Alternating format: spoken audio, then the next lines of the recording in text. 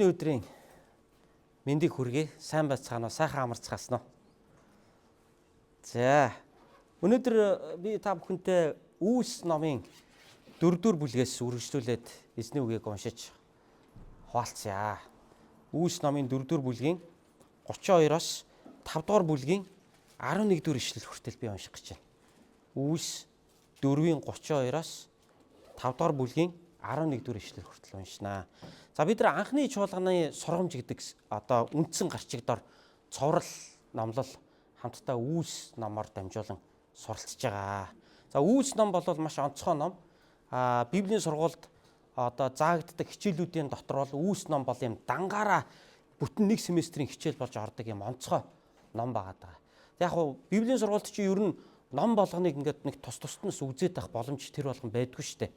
Библийн сургуулийн одоо бакалаврын шатны жишээлбэл 4 одоо жилийн курст бол одоо ингээд онцгой гол хичээлүүдэд үзээ явдаг. Тэгээ тэр дундаа бол Библийн номуудыг бол ингээд багслаар нь үзээ явдаг байхгүй. За тэр дотроо бол яг энэ Үүс номыг бол бүр яг дангаар нь ингэж зорж бүр тусны хичээл болгож ордог юм онцгой чухал ач холбогдолтой ийм номоор бид нар хамтдаа бас эзний үгийг сураад яваад байгаамаа. За тэгээд Үүс ном бол өөрөө Матай, Марк, Лук, Иохан гэсэн сайн мэдээний шинэ гэрээний эхний 4 ном болох болон мөн шинэ гэрээн дээр бичигдсэн бусад захидлууд гэсэн номны дунд нь байдаг холбоос ном байхгүй юу? Үүс ном бол. Тэгээ Үүс ном бол сайн мэдээний 4 номон дээр Есүсийн заасан, хэлсэн, ярьсан болгон хэрхэн биелж байгаа гэдэг тэр биелэлтийг нь харуулж өгч байгаа ном байхгүй юу? Үүс ном гэдэг бол. За энэ утгаараа бол Үүс ном бол юм онцгой ном байна. За ингээд би олон юм нуршаад яах вэ? 4-р бүлгийн 32-оос 5-р бүлгийн 11 хүртэлх энэ багц хэсгийг та нарт чангаар уншиж сонирдуулъя. Итгэсэн олон нэг зүрх сэтгэлтэй байсан ба тэдний хэн ч өөртөө байгаагаа минийх гэсэнгүй. Харин тэдний бүх юм нийтийнх байв.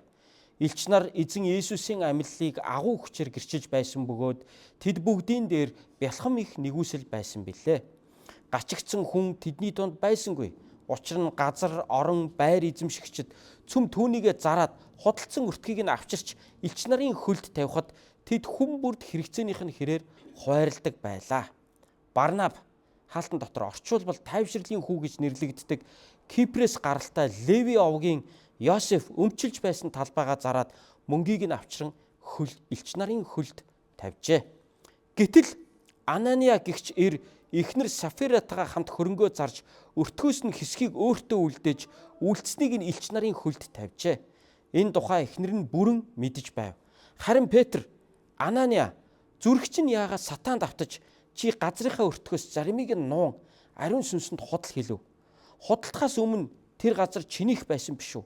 Зарагдсанаас хойш өртгөнч чиний л мэдлэлд байгаагүй гэж юу? Яаж ийм зүйл санаанд чинь орвоо? Чи хүнд биш харин бурханд худал хэллээ гэв.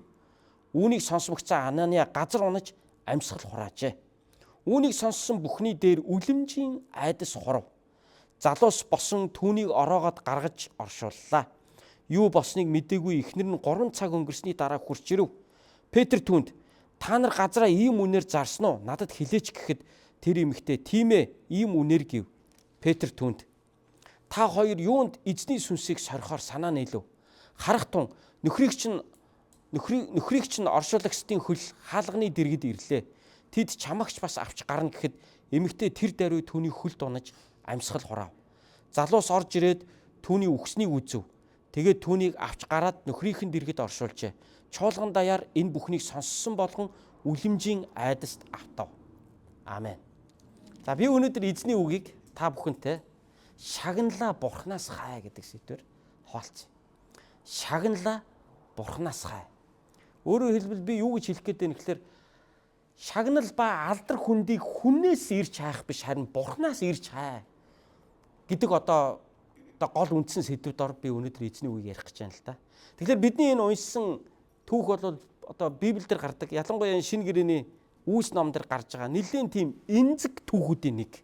За би яагаад эмзэг түүх гэж нэрлэж байгаа юм гэхээр олон хүн яг энэ хэсгийг уншихаараа айдаг. Яагаад тэгэхээр гэр бүлийн хоёр нөхөр цуглаандаа худлаа яриад үхчихэж байна л да. Тэгээ энэ ч одоо яад юм бэ чинь цуглаанд орж ирээд худлаа ярьсан болгон үхээд идэм үү гэж. Тэгээд 12 элч нарын одоо гол төлөөлөгч болохын Петр ялангуяа энэ Ананиагаас асууж байгаа байхгүй юу? Чи газар ийм үнээр зарсан уу гэсэн чи тийм гэж байгаа.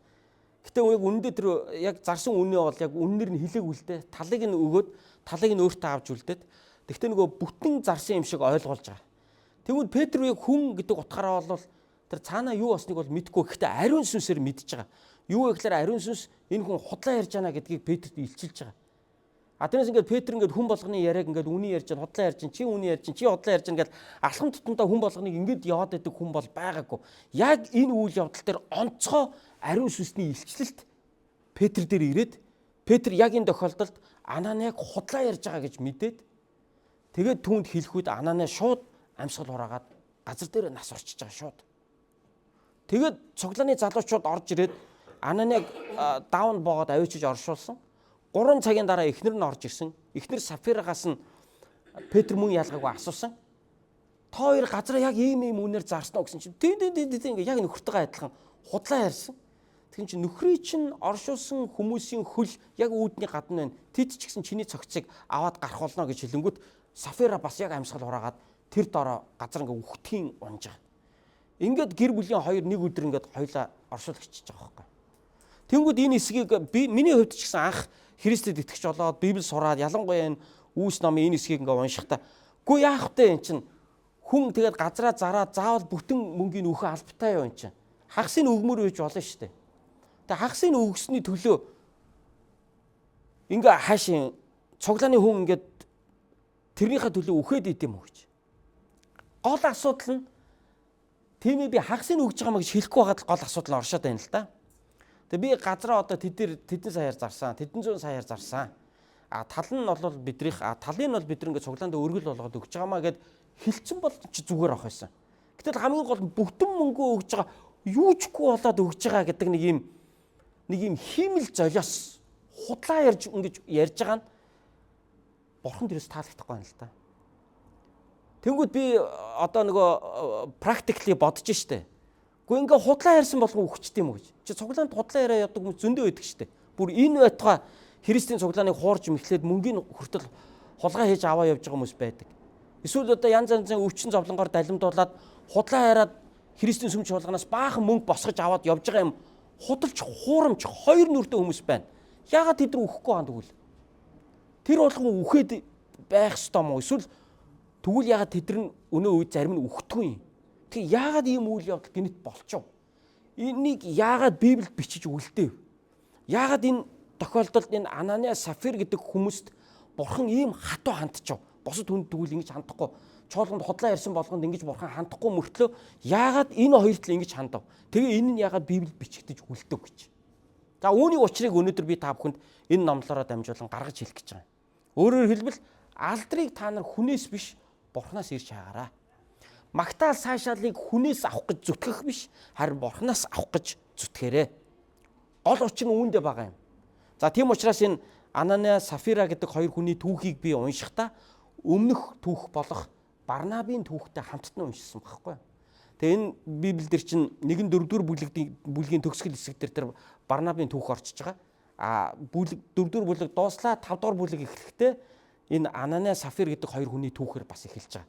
Тэгэхээр энэ үйл явдлыг ингээд хоёр бүлэгт ингээд тастад оруулсан л болохоос биш. Анх Библи чинь бичигдэхдээ ийм бүлэгтэй ишлэлтэй бичигдээгүй юм. Шууд үргэлжлээд бичигдсэн байхгүй. Энд чинь захиа штэ.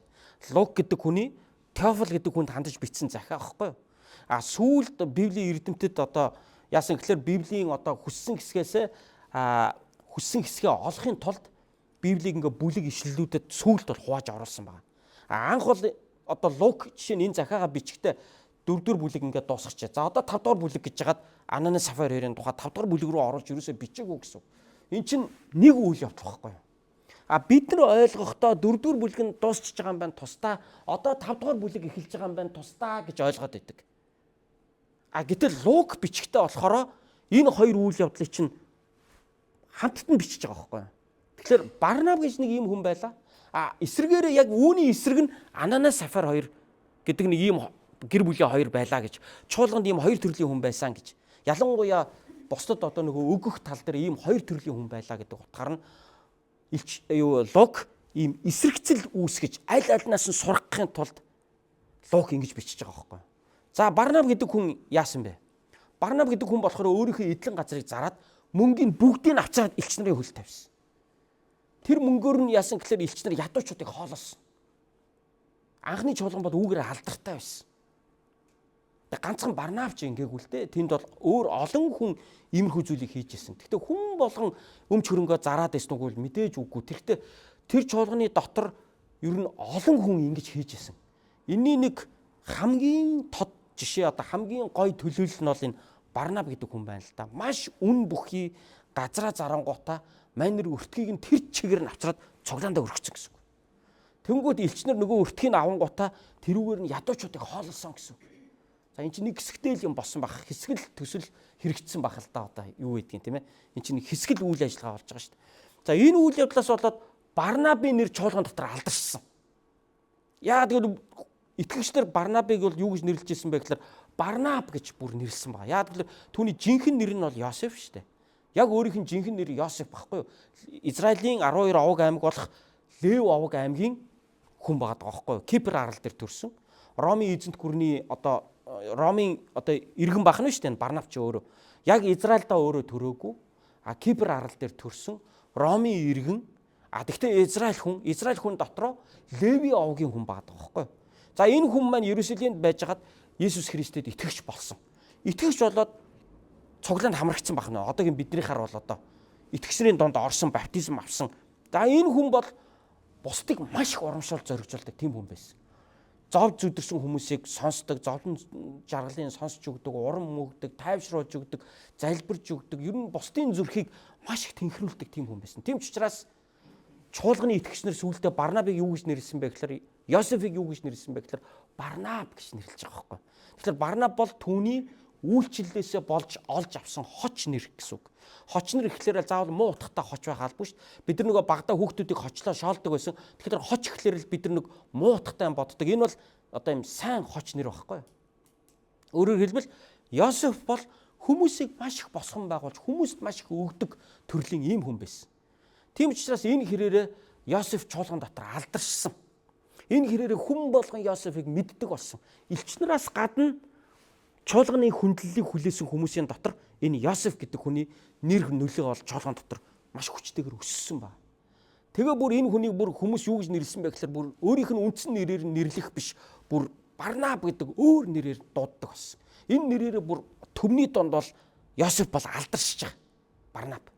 Энэ Барнаб гэдэг үгийг одоо орчуулах юм бол тайвшрлын хүү гэж, урам зоригийн хүү гэж. Тэ бар гэдэг чинь өөрөө одоо арамеик хэлээр бол хүү гэсэн утгатай байхгүй юу? Набас гэдэг нь юу гэсэн утгатай вэ гэхээр бусдыг тайвшруулдаг, урам зориг өгдөг гэсэн утгатай үг байхгүй юу? Тэгэхээр бар, набас гэдэг хоёр үгний бүрдэл буюу Барнаб гэдэг нэр байгаа байхгүй юу? Энэ бол юу гэхээр бусдыг үргэлж урамшуул зоригжуулж яадаг хүн гэсэн утгатай тийм хүн. Тэгэхээр тийм урам зориг өгдөг одоо урам зоригийн хүү, бусдыг тайвшруулж өгдөг тайвшрлын хүү гэдэг одоо хочтой. Тэгээ үүгээрээ бол Барнаб бол алдаршсан. За ингээд Барнаб бол тухайн үеийн Ерүсалимийн одоо анхны чуулган дотор бол нэр хүнд нь бол үнэхээр өссөн. Энэ бол үнэхээр алдартай болсон. Гэхдээ Барнаб бол энийг бол ийм алдартай болчихъя гэж бодож бол хийгээгүй. Барнаб бол энэ үйлчлэлийг бол зүгээр чин сэтгэлээсээ хийсэн. Чин сэтгэлээсээ тэр газараа зараад бүх өртгийг нь элч нарт авчирч өгөхдөө байхаа ерөөсө харамсаагүй. Би ингээ юмгүй болчлоо штэ. Өөстөө нэрээ ингэж энэ юм мөнгөө өстө ингэж олонд өгөөд ахтай яд ингэж бодоагүй. Барнаб бол яг Бурхны нэрээр бусдыг ивэл гэж бодсон. Тэр олон түмэнд ядуust энэ сайн сайхан болж ивэл энэ газар надад байсан ч яалаа, байхгүй байсан ч яалаа. Энэ бол Барнабын өөрийн хувийнхын шийдвэр байсан. Хүн ингэж шийдэж болно штэ. Хүн өөрийнхөө ямиг өргөл хандив болгож болно штэ. Өнөөдөр ч гэсэн нийгэм дээр ийм сайн санааны одоо ийм том зүйлсүүдийг ингэж хандуулдаг те том лаборатори барьдаг, том их сургуулиудын байшинг барьдаг, ийм том хөрөнгө оруулагч нараас байдаг штэ. Ямар ч буцаагаад юу авахгүйгээр те ямар ч буцаагаад нөгөө нэг ашиг авахгүйгээр нийгмийнхаа сайн сайхны төлөө ингээд олон ийм том хөрөнгө оруулалтуудыг хийж байгаа хүмүүс байдаг штэ. Яг л өмнөдөө адилхан Барнаб бол ингэж хийсэн. Ингэж хийж байгаагаараа Барнаб бол тухайн чуулганд бол алдартай нэгэн болсон. Тэр нь яаж харагдаж байна гэхээр хүмүүс түүнийг Барнаб гэж нэрлэдэг болсон байхгүй юу? Йосеф биш Барнаб гэж нэрлэдэг болсон байна.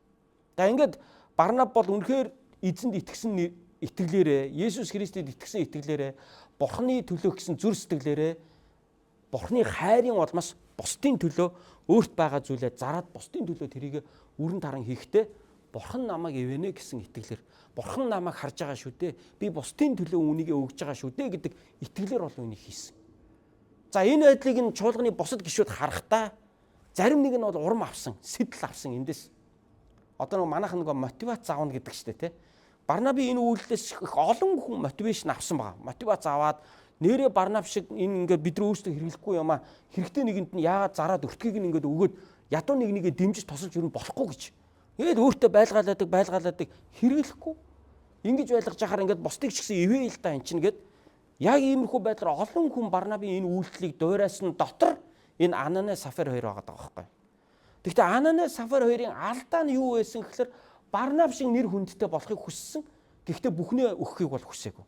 Тэгээ бүхнээ өгөхгүй байжгаад Барнаб шиг алдартай болохыг хүсэж байгаа байхгүй. Тэгэхээр бид ингээд чин сэтгэлээсээ хийгээд амжилтанд хүрсний дараа хүмүүс ингээд яг тэр чин сэтгэлийг нь ойлгохгүйгээр зүгээр амжилтыг нь тэмдэглээд байдаг хүмүүс байдаг те. Яаж юм алдартай болчихоо? Энэ шиг л алдартай болчихъя гэж бодоод байдаг. Тэгээд тэр хүнээс очиад асуухад тэр хүний яг анхны зорилго нь бол зүгээр алдартай болохтой гол зорилго нь бас байгаагүй байдаг. Тэр хүн бол зүгээр л чин сэтгэлээсээ энэ зүйлийг хийсэн.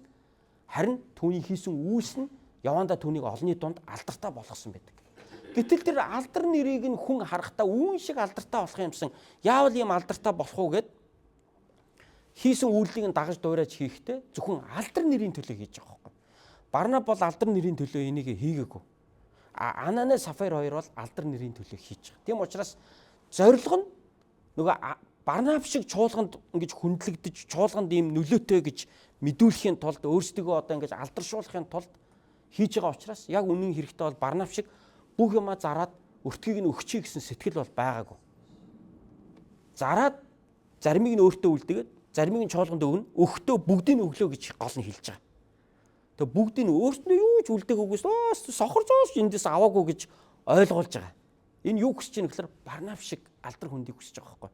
Тийм учраас Библийн энэ хэсэг дээр Барнабын түүхийг яриад араас нь Ананас Сафир хоёрын түүхийг залгуулад Лук бичиж байгаа байхгүй. Тэгэхээр юмд ингээд нэг хандж байгаа хүмүүсийн хандлага хоёр янз байгаа. Нэг хэсэг нь юмд чин сэтгэлээсээ ханддаг. Нэг хэсэг нь үнэхээр бусдын төлөө гэсэн зүр сэтгэлээр хийгээд бурхан дэрийг нь шагнаж хахад нэг хэсэг нь бол яаж чинь зүгээр алдар нэрийн төлөө түүнийг хийдэг. Зүгээр л бусдаар магтуулах гэж тэрийг хийдэг. Зүгээр л хэн нэгэн байх гэж тэрийг хийдэг. Зүгээр л хэн нэгэнд ингээд тоогдох гэж тэрийг хийж эхэлдэг. Тэгэхээр би өнөөдөр та бүгдээс бас асуумаар байна. Та ямар нэгэн сайныг хийхдээ та юу бодож хийдэг вэ? Та бурхан намайг харж байгаа. Бурхан өөрөө надад хариулж өгнө гэж хийдэг үү? Эсвэл үүний үндсэн дээр би нэр нөлөөтэй олондоо намайг хүмүүс сайнаар яриндаа, миний нэр алдаршиндаа, би хүндлэгдэндээ, би буцаагаад эндээс ямар нэгэн ашиг олж авандаа гэж бодож хийдэг үү? Тийм ээ? Тэр утгаараа Үйлс номон дээр энэ Ананас Сафир хоёрын энэ гашуун түүх Барнабын энэ түүхийн араас бичигдэж орсон байна. Тэрнээс бурхан ингээд худлаа ярьсан болгоныг өхүүлээд тахтаа гол юм биш. Хэрвээ чуулганд ирээд Христийн сүм цуглаан дотор орж ирээд худлаа ярьдаг болгон үхдэг байсан бол чуулганд ер нь хичнээн хүн байх байсан болоо. Монголд нэг ядуу амьдралтай гэр бүл хүүхдний өвчтөй байсан. Тэгээ тэр амьдрах орон байр байхгүй. Тэгээ Христийн гэр хороолтуудыг Христийн нэг цуглаан гэр гаргаж өгөөд хашаан дотроо байшин гэр барьж өгөөд цуглааныхаа хашаан дотор шүү дээ. Тэгээ цуглаан тусдаа байшин дотор цуглаж байгаа. Тэгээ хашаан дотроо нэг гэр барьж өгөөд за танаа гэр бүл үнэхээр ядуу байна. Ор хорон байхгүй байна. Та нар энэ гэрт амьдарч болно. Энэ гэрт амьдрангаа манай цуглаанд эсвэл манаач чар байх уу гэсэн чинь нөгөө чинь баярлалаа. Тэгээ өстой их баярлалаа. Та нар өстой ачтай буянтай хүмүүс юм а гэд. Ингээ энэ гэр бүл яасан гэхээр хашаанд нь тэр барьж өгсөн гэрт нь амьдраад тэр цуглаанд галчийн үүргийг гүйцэтгээд манаачийн үүргийг гүйцэтгээд тэр цуглаанд нь хамрагддаг болсон байна. Тэгээ хүүхэд нь өвчтөй байгаад байдаг. Тэгээд тэр цуглааны удирдлага тэр хүүхдийг хараад тусалчих юмсан. За бид нар Солонгос руу холбоотой сүм цуглаан руугаа холбогдъё. Тэгээд танаа хүүхдийн эмчилгээний чинь зардал мардлыг бид нар болвол босгоод хүүхдийг чинь Солонгос руу явуулаад эмчлүүлээд өгчих юмсан гэж ярьсан. Нөгөө гэр бүл чинь бүр баярлаа гэдгсэн. Тэгээд Солонгос руу ярьсан чинь бүтээгүй. Солонгост тэндээс нөгөө нэг эмчилгээ хийж өгөх юм тийм зардал чирэгдэл тэндээс шийдэгдээгүй. Тэгвэл за уучлаарай бид нар асуусан болов шийдэгцэнгүй гэсэн чинь нөгөө гэр бүл чи уурлаад тэр цуглааныг сонин дээр бичижсэн шүү дээ. Энэ цуглаан бидэнд хотлоо ярьсан. Энэ цуглаан бидрийг хуурсан. Энэ цуглаан бидний нэрээр мөнгө олсон. Тэгээ бид нар тэр мөнгөө өгөөгүй. Ингээд нөгөө цуглааны бүр ингээд тэр цуглаан тэр гэр бүл бүр гай болсон эргээд. Нөгөө сайн уу гэсэн биш гэдэг шиг юм болж ихгүй тэр чинь. Тийм ийм явдал бол одоо тэр цуглаан дээр бол тухайн үед бол болж исэн. Гэтэл хин тэр гэр бүлийг тэнд авчирч амьдрууллаа. Хин өнөөдөр хүртэл тэр гэр бүлийг дэмжиж тусалж ялаа. Тэгээд дараагийн шатны дэмжлэг тусламжийг чадвал олж ий гэсэн боломжгүй байсан. Боломжгүй гэдгийг хэлэхэд шууд туссангүй гэж уурлаад тэр цуглааныг бүр ингээд нийгэмд айгүй муухагаар харуулж ирсэн. Тэгээ нэг хэсэг л тухайн үед чинь Христийн сүм цуглаан чи өвчтөн хүмүүсээр бизнес хийд юм байна гэд тэр цуглааны нэр хүндийг бол нийгэмдэр бол маш их шороотой гутгаж маш их муухай зүйлийг хийсэн шүү дээ. Бурхан тэгээ тэр хүмүүсийг яагаад өхөөсөнгөө? Тэр хүн худлаа ярьсан шүү дээ. Харин ч өөрсдөнд нь тусалж байгаа цуглааныг илүү тусалж чадаагүйхын төлөө хонзогноод хорсоод тэгээ хорслоо тайлж байгаа байхгүй. Тэгвэл бурхан яагаад өөрийнх нь чуулганыг бүр ингэж самарж байгаа тэр хүнийг өхүүлсэнгөө? Худлаа хэлэх нь битгий хэл бүр гүтгэж штэ бүр нийгэмд тэгээд чуулганыг бүр муухай болгож бүр харагдуулсан. Тусалсан биш тэр чуулган бүр муухай болж харагдчихсан тухайд энэ чинь хэдэн жилийн өмнө болж исэн явдал байхгүй юу Монголд. Тэгэхээр миний хэлэх гээд байгаа зүйл нь юу вэ нөхөр цуглаанд хүмүүс ингээд худлаа ярьж зөндөө л худлаа ярьж байдаг. Тэгсэн ингэсэн тэгээгүй ингээгүй янз бүрээр худлаа ярьж байдаг. Ялангуяа пасторт бол бүр ингээд пастортаа тааралт гараал жижүүрийн нөгөө үгээ хэлдэг хүмүүс бас байдаг шүү дээ. Пастортаа тааралт гараал завгүйгээл яриад ундаг. Ерөөсө завтай байна уу завгүй байна уу гэж би асуугаагүй байдаг. Ажил амьдралын сайн уу хараал би амар завгүй. Тэгээд дотроо мэддэг те. Намайг өөрөөс нь юу гэж асуух вэ гэж бодсон гэхээр яагаад цуглаанд ирэхгүй вэ гэж асуул гэж бодож байгаа. Тийм учраас асуухаагүй хахад л шууд өөдөөс да ярьдаг. Янз янзын шалтгаанууд одоо шалтгаан болон шалтгуудыг ярьдаг. Ингээд аваад үзэх юм бол цуглаанд хүмүүс өнөөдөр зөндөө худлаа ярьдаг. Тэр худлаа ярьсан болгоныг бурхан яагаад алахгүй байна? Мэдээж бурхан хүнийг ингээд шийтгэхтэй бурхан биш. Тэр хүнийг гимшээсээ ойлгосоо л гэж бурхан хүсдэг. Тийм учраас сургамж болгож энэ Ананас Сафир хоёрын түүхийг энд оруулж өгсөн байна. Тэрнээс хүн болгоныг Ананас Сафир хоёр шиг алаад байдаг бол одоо аврал авах хүн байна уу гэж. Тэгэхээр бурхан хүнийг ингэж алж өхүүлэхтэй гол нь биш. Харин үүгээр дамжуулан чуулганд сургамж өгөхийн тулд үүнийг хийсэн байна. Тэгэхээр Ананас Сафир хоёрын алдаа нь юу байсан бэ? Газраа зарлаа, тал өртгийн цуглаандаа өглөө талын өөрсдөө банкнд авч үлдлээ. Байж болно шүү дээ. Цалин буулаа, цалингаас 11-ийг нь бурхандаа өргөлөө, 19-ийг нь өөртөө үлдээгээд үлдсэн тэр нэг дараагийн цалин ботлоо тэр 9-өрөө амьдарч байна. Болно шүү дээ. Заавал 10-ны аруулангийн өөх албагүй. Өг гэж байгаа юм биш. Бурхан ингээл хүний имийг нэг аваал ингээл бурханы хүнийг ингээл нэг сороод байдаг бурхан бас биш дээ. Хүний хамаг имийг авдаг бурхан бол бас биш шүү дээ. А гол нь энэ хоёр юу вэ гэхээр бүгдийг нь өгсөн гэж харуулж байгаа нь хамгийн гол. Нөгөө Барнабтай барьцаж байгаа байхгүй. Барнаб шиг одоо адилхан болж харагдмаар байна л да. Бид нар бүгдийг нь өгсөн шүү. Тэгээ бид нар бүгдийг нь өгөөд бид нар яг ингэж амьдарч байгаа гэж. Ингэж харуулах гэж байгаа. А тэрнээс биш бол бид нар газраа заршаамаа талыг нь цуглаандаа хандуулж байна. За талаар нь бид нар одоо өөрсдийнхөө юмыг зохицуулна гэхэд хинч тэр хоёрыг одоо буруутгах тэнд ямар ч хүн байхгүй байсан. Баярлал их байсан баг. Иерусалимын чуулган. Гол алдаа нь юу вэ гэхээр Барнаб шиг бүгдийг нь өгж байгаа гэж харуулах хүсэлтэй байсан. Ингиж олонний дунд нэр хүндээ өсгөх хүсэлтэй байсан. Тэгэхээр үйлчлэлийг одоо үйлчлэлээр дамжуулж нөгөө нэр хүндээ өсгөх, нэр хүнд төвтэй үйлчлэлийг хийж яана л даа энэ. Тийм ээ? Нөгөө алдар хүндийг бусдаас олж авахын тулд үйлчлээд байгаа. Яг үйлчлэл нь ч үндэ гол нь биш.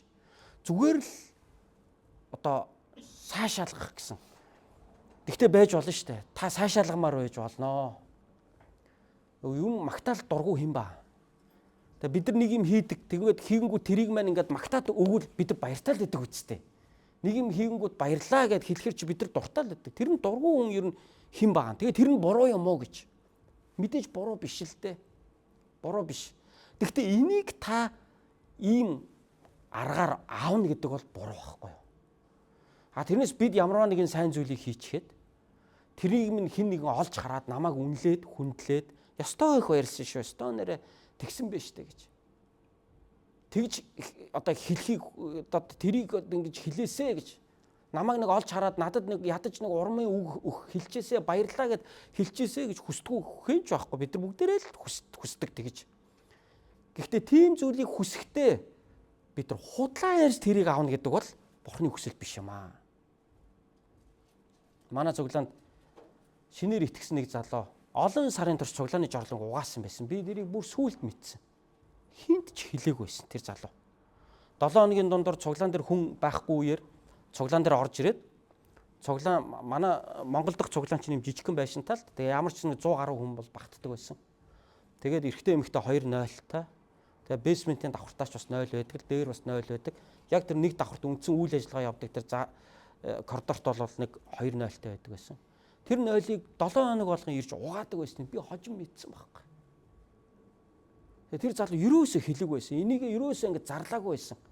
Би ингэж аашаа гэж ингэж юусоо ингэж мэдүүлэх гэж ингэж юусоо зүтгээгүй байсан тэр залуу. Хожим тэр хүн ингэж хийж исэн байна гэж би мэдсэн. Тэгээ би үнэхээр түүнд очиод би талархсан. Тэгэхэд тэр залуу юу гэж хэлсэн гэхээр та олонний өмнө энийг битгий яриараа. Тэр та энийг одоо ингэ мэдээд надад баярлаа гэж хэлж байгаа чинь гоё байна. Тэрэнд чинь маш их баярлалаа гэж. Та бурхан чамайг шагнах болтугай гэж хэлээд битээрийн хооронд нэг тийм яриа болоод өнгөрч исэн байхгүй. Гэтэл зарим хүмүүс тэрийг хийчихэд яа намайг ийм хийж байгаа зарлахгүй байгаа олны өмнө гэж гомдол тавьдаг хүмүүс бас байгаа шүү дээ, тэ. Нэг үе манай цуглаан чинь нөгөө Солонгос пастортай байсан. Тэгээ манай Солонгос пастор бол бас нөгөө гишүүдтэй урам өгөх гээд нэг ирээд ингээд юм хийгээд ингээд нэг нэр хаалганы цой цуурга янзлаад гараа явсан нэг хүн, эсвэл нэг шал угаагаад гараа явсан хүн, эсвэл одоо цуглаанд энэ гэрэл чийдэнгийн бүрхүүлийн солиод ингээд хийгээд явсан хүн болгоныг л манай пастор ингээд бүтэн сайдар олны өмнө за тэр зүйлийг манай цуглааны тэр хүн засаж янзлсан байна баярлаа гэж нийтээрээ алгадчихал нөгөө хүн зүгээрээ гал ингээд гоё те. Ингэжсэн нэг хэсэг. Тэгээ би тэр цуглааны пастор болоод нөгөө Солонгос пастор маань буугаад би тэр цуглааны пастор болсны дараа манай цуглааны нэг ихч цуглаанд нэг юм хийж өгсөн. За юу хийсэн гэдгийг би хэлэхгүй. Нэг материалын зүйл өөрийнхөө мөнгөөр хөдөлж аваад цуглаанд нэг юм хийж өгсөн. Би нөгөөх нь мартчихж балраа. Нөгөө олны өмнө зарлж алга ташуулах нь мартчихж би. Нөгөө ихч гомдцсон. Пастор намайг зарлааг. Би ингээ хийгээд тахт. Тэг хүмүүс бид нар ингэж хүсдэг тийм ээ. Тэгээд би тэндээс тэр үеэс хойш би юу гэж бодож ирсэн гэхээр цуглаандаа ирээ чин сэтгэлээс үйлчилж байгаа хүмүүсийг би бас олны өмнө үнэхээр ингэж магтаж урамшуулж явах нь бас чухал юм байна гэдгийг би сурч авсан. Энэ бол удирдах байгаа хүнд байх ёстой хандлага мөн үгүй мөн. Харин тэр сайн зүйлийг хийсэн хүний хандлага бол намайг ингэж товоолгож өгөөсэй, тодруулж өгөөсэй гэдэг хүслээр хийх нь тэр хүний хувьд бол Бурхны өмнө хожим авах шагналанд багасж байгаа гэсэн. Бурхнаас авах шагнал байхгүй болчихж байгаа. Зүгээр олон нийтийн зүгээс ингээд алга ташаад өстой мундаг юм аа лаг юм аа гэж хэлчихэр тэр хүн хэрвээ тэрийг хүсэж хэрвээ хийж байгаа бол тэгүүлмээр байгаа бол хожим Бурхнаас авах шагнал тэр хүнд үлдэхгүй. Хүн таны хийсний чинь мэдээд хүн танд баяр хүргээд өгч иж бол болно. Тэр бол зүгээр зүйл. Тэр бол яагадгүй хүн таны хийсэн сайн сайхан зүйлд чинь баярлаа, талархаад тэрийг чинь урамшуулаад, зоригжуулаад баяр хүргээд өгж байгаа бол тэрэнд бол та санаа зовох хэрэггүй. Та Бурхнаас шагналаа аавна. Та ямар намайг магтаад өгөөч гэж та өөрөө гуйсан биш ямар.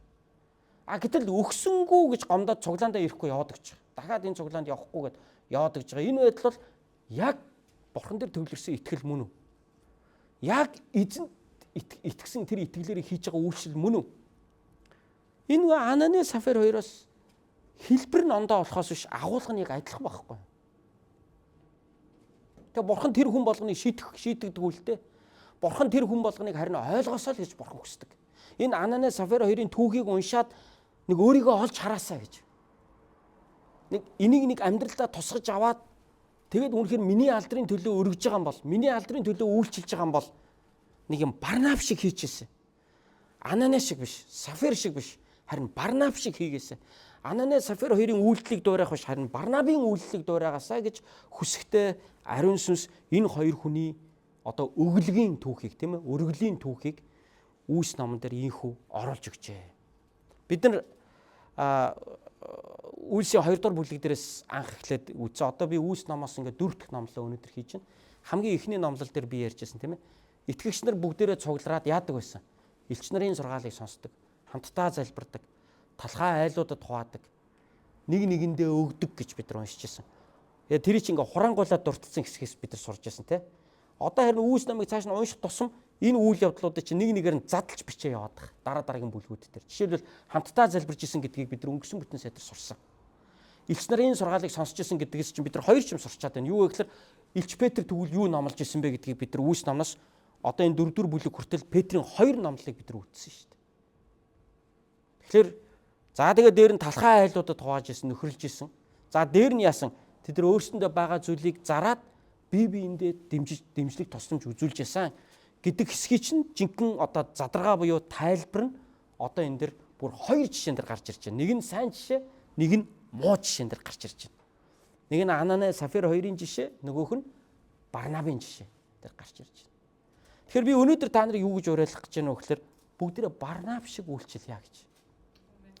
Шагналаа Бурханаас хайгаараа. Бурхан таныг харж байгаа шүү. Хэн нэг нь таныг харахгүй байж болно. Хэн нэг нь таныг ингээд магтаж цаашаахгүй байж болно. Хэн нэг нь таны ингээд чимээгүйгээр хийсэн тэр сайн үйлдэлийн чинь төлөө ирээд баярлаа гэд хэлчихгүй байж болно. Хэн нэг нь танд ингээд алга ташаагүй байж болно. Та бити гомдороо. Яагад бол та эзэнд энийг хийж өгч байгаа юм шүү. Эзэн өөрөө шагнад шүү. Тэрээс бид нар хүнээс авах алдрын төлөө бид нар яваагүй. Ананай, Сафир хоёр шиг. Бид нар хүнд ингээд тоогдох гэж, хүнд ингээд нэг сайн хүн болж харагдах гэж, хүнд бид нар ингээд юу байгаа бүгдийг өгсөн юм шиг ойлгогдох гэж бид нар яваагүй. Хийсэн юм бол та үннээрээ байгаараа. Хийгээгүй бол окей та бас үннээрээ байгаараа.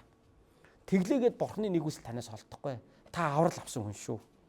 Та Барнаб шиг ингээд өгсөн ч та эзний нэгүслээр аврагдсан хүн. Та Барнаб шиг магадгүй өгөөгүй байсан ч Бурхан танд хайртай шүү. Бурхан таныг Иесусийн нэрээр уучлсан, аварсан шүү. Тийм учраас Ананай, Сафир хоёр шиг ийм одоо байдлаар чуулганд үйлчлэлдээ энэ хүмүүс шиг байдлаар бити ингэж хандаараа. Энэ хүмүүс шиг байдлаар ингэж алдар нэрийн төлөө, тооны төлөө тийм ээ үзүүлэх гэж, шоудах гэж, тийм ээ өөрийгөө мундаг гэж гайхуулах гэж, харуулах гэж ингэж бити зүтгэхээрээ. Тийм ээ энэ шагналыг чинь, энэ алдрыг чинь Бурхан өөрөө өгдөг юм аа. Бурхан өөрөө өгдөг. Энийг бид нар хүчээр олж авах гэж явах юм бол хүн хүний аргаар чуулганыг Бурханы чуулган биш болж хувиргадаг. Өнөөдөр надад байнга ирдэг нэгэн сорилтыг та нарт би суулцъя. Тэр бол юу вэ гэхээр манай цуглааны итгэгчдийн тоо. Энэ бол миний одоо энд ирээд үйлчилж байгаа ажил амьдралын маань хамгийн том сорилт байхгүй юу? Нэг талаар. Олон хүн ирвэл төгөлдөр пастор мундаг юм аа гэж нэг талаар хүмүүс намайг харна мэдв гэж тийм үү? Тэ хүмүүс намайг харж ойлгоно тийм үү? Тийм үү гэх гэж жагаад мэдвүү гэх гэж жагаад мэдвүү гэчлээ. Цөөхөн хүн цуглаад байх юм бол цуглаа нь жоох юм байж та гэж. Тийм учраас би нөгөө нэг Чикагод өнгөрсөн жил явж байхдаа нэг хошигноод ярьжсэн шүү дээ. Эмэгтэй хүнээс насыг бити асуужээ. Эрэгтэй хүнээс цалингийн бити асуужээ. Оюутнаас дүнгийн бити асуужээ. Пастраас итгэгчдийн тоог бити асуужээ. Ямар сайндаа тоглоод би тэгж хэлж явах хэрэгтэй те. Яг л эн чинь зарим хүний хувьд бол эмзэг сэдв. Эн чинь нэр төр байхгүй юу? Нэр төрийн хэрэг болчдөг байхгүй юу? Тэгэхээр яадаг вэ гэхээр заримдаа нөгөө өөрийгөө сайн байгаа гэж харуулахын тулд худлаа ярьдаг. 20 хүн ирсэн бол 30 хүн гэж ярьдаг. 40 хүн ирсэн бол 50 хүн гэж нэмж хэлдэг. Тийм ээ? Худлаа шүү дээ нэг талаар. Тэгээ эн чинь яадаг вэ гэхээр хүний өөрийнх нь нөгөө нэр хүндтэй холбоотой байдаг учраас өөрийгөө мундаг байгаа, сайн байгаа, би ялж байгаа, би дийлж байгаа гэж харуулахын тулд, ойлгуулахын тулд заримдаа бид ингэж хэлдэг. Яг Ананай, Сафир хоёрын хандлага бол энэ багхгүй юу? Талын өгсөн гэхдээ бүтэн өгсөн гэж мэдүүлмээр байгаа. Талын өгсөн гэхдээ хүмүүс өөрсдийг нь бүтэн өгсөн гэж мэдээсэ тэгж ойлгоосоо гэж хүсэж байгаа байхгүй юу? Тэгэхээр энэ бол Ананай, Сафир хоёрын алдаа болчихдог. Тэгээ бид нар ямар нэг юм дээр яг ингэж ханддаг. Тэгээ хүний нүдэн дээр ямар нэг юм амалдаг. Тэрийг үнэндээ дараа нь хийдэггүй. Тэр нь зүгээр л шоу байсан байдаг. Ялангуяа улс төрчдөөс энэ одоо асуудал их харагддаг тийм үү? Хүмүүсийн нүдэн дээр бол юуг амлаа шүү дээ. Дараа нь тэрийг хийхгүй нь бол дараагийн асуудал. Хийхгүй ч үж болно. Олон хүмүүсийн өмнө юу яриад өнгөрөх вэ гэдэг нь л чухал байгаа байхгүй. Гэтэл Бурхны хувьд бол үнэндээ тийм биш шүү дээ. Тийм учраас ах дүүсээ энэ амьдрал дээр бид одоо хиймэл цаасан малгай өөртөө өмсөх гэж биш. Харин Бурханаас өгөгдөх жинхэнэ алтан титмийг бид хожим Бурханаас авахын тулд бид нар явж байгаа. Тийм ээ, хожим бидний үйлчилсэн үйлчлэлийг Бурхан галаар шалгана гэж Библиэлд байдаг. 1-р Коринт дээр байдаг. Хүн болгоны ажлыг хожим Бурхан галаар ингэ шалгана гэж. Тэр үед хэний ажил тэр гал домдор гараад гарч ирэхдээ шатахгүй гарч ирнэ. Тэр хүн Бурханаас том шагнал авна.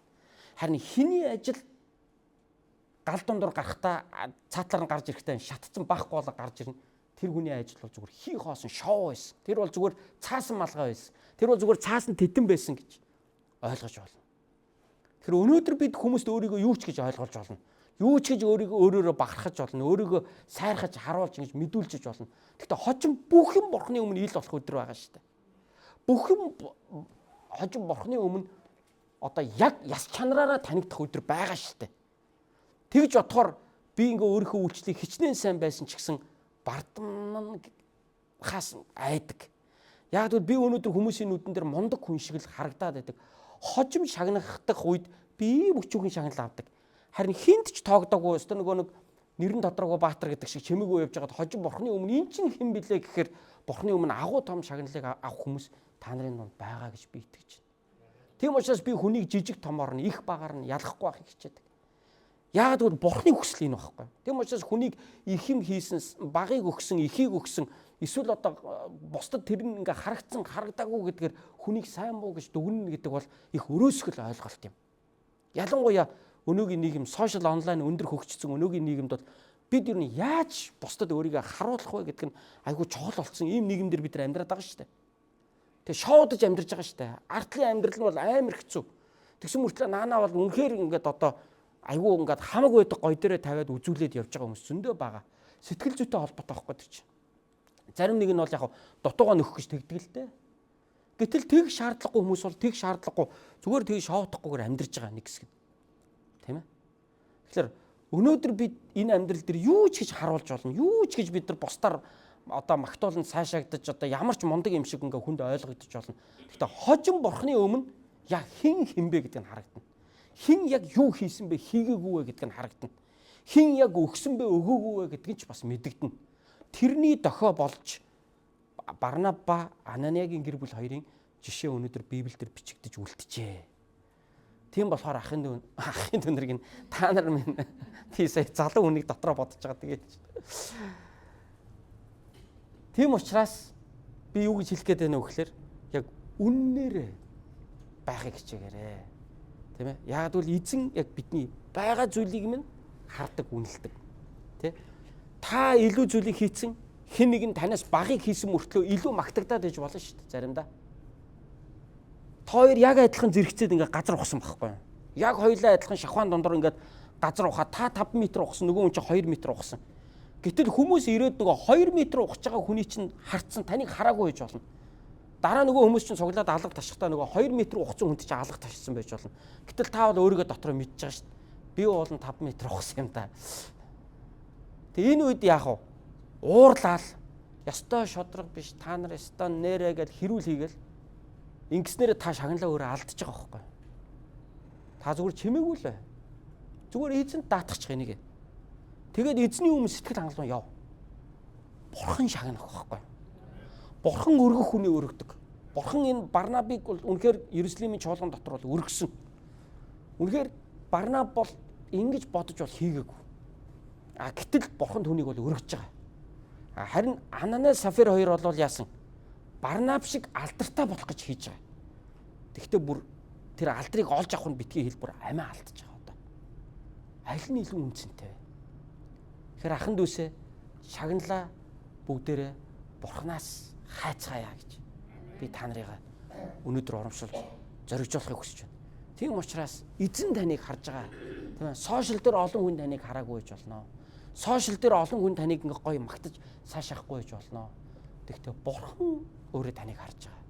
Бурхан таны үйлдэлийг шагнах болно. Бурхан өөрөө танд хариулах болно. Бурхан өөрөө таныг ивэх болно. Тийм ээ.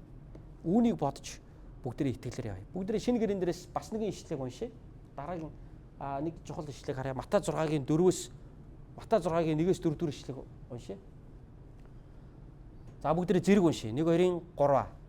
Та нар бусдад харуулах гэж хүмүүсийн өмнө зөвийг үйлдэхээс сэрэмжлэх түн. Стигвээс тэнгэр дэх эцгээс чинь та нарт шагнал олдохгүй. Тиймээс өглөг өгөхдөө хүмүүсээр хүндлүүлэх гэж синагогт ба годамжинд хоёр нүүртнүүдийн үйлддэг шиг өмнөө бүрээ бүү тат. Үннээр би та нарт хэлье. Тэд шагналаа авчихсан юм. Харин чи өглөг өгөхдөө баруун гарынхаа хийж буй зүүндээ бүү мэдэг. Энэ нь өглөгч нь нууц байхын тулд бөгөөд нууц харагч эцэг чинь чамд буцааж төлнө. Амен. Энд дээр Есүс гой зөвөрлөл хэлж байна. Баруун гараараа хийж байгаагаа ч зүүн гартаа битээ мэддэг гэж. Зүүн гараа ардаа хийж байгаа л нэг гараараа төрөвч авахал нэг гараараа юм хийгээд ах утгаар нь хэлээгүй шүү дээ энэ чинь. Нөгөө бусдад харуулах гэж битгий хийл гэдэг утгаар хэлэхдээ ийм нөгөө хэтрүүлэхтэй зүүрлэл ашиглаж байгаа байхгүй юу? Тэрнээс нэг гараа ардаа барьж хүлж байгаа л нэг гараараа сайн үйл хийгээд байна гэсэн утгаар ийм модон ийм шууд утгаар нь энийг хэрэгсэг хэлээгүй. Өөрөөр хэлбэл та бусдад гайхуулахын тулд, бусдад сайн хүн болж харагдахын тулд, бусдаас цаашаал магтаал авахын тулд та сайныг битгий хийгээрэй. Хэн нэгэн таныг хараагүй байсан ч та сайн хүн юм бол сайныгаа л хий. Магадгүй тэр чинь хэн нэгэн хүн олоод харцсан байж болно. Гэхдээ та эмзэглэх хэрэггүй. Юу гэхээр та харуулах гэж бол хийгээгүй шүү дээ, тэ. Харуулах гэж бол хийгээгүй. Гэхдээ таны зүгээр л итгэмжтэй эзний өмнө хийж байгаа үйлдэл чинь магадгүй хэн нэгэн харцсан байж болно. Хараад тэр хүн таныг үнэлээд танд талархлаа илэрхийлж болно. Магадгүй тийм зүйлээр дамжуулаад бурхан таныг сайшааж явж болно. Тийм учраас таавал харуулах гэж хийгээгүй. Гэхдээ хэн нэгэн таны хийж байгаа үйлдэлийг олоод харцсан, мэдсэн, таныг үнэлж хүндэлж байгаа бол окей. Тэр бол таны асуудал биш байхгүй. Тэр бол таны проблем биш байхгүй. Тэр бол яасан? Магадгүй бурхан тэрийг тэгж илчилсэн байх. Харин та зүгээр өөрийнхөө үйлдэлийг яг эзний өмнө байгаа гэдэг утгаараа хийгээд явж явах нь чухал байна. Амен. Хамтдаа залбирцгаая эзэн.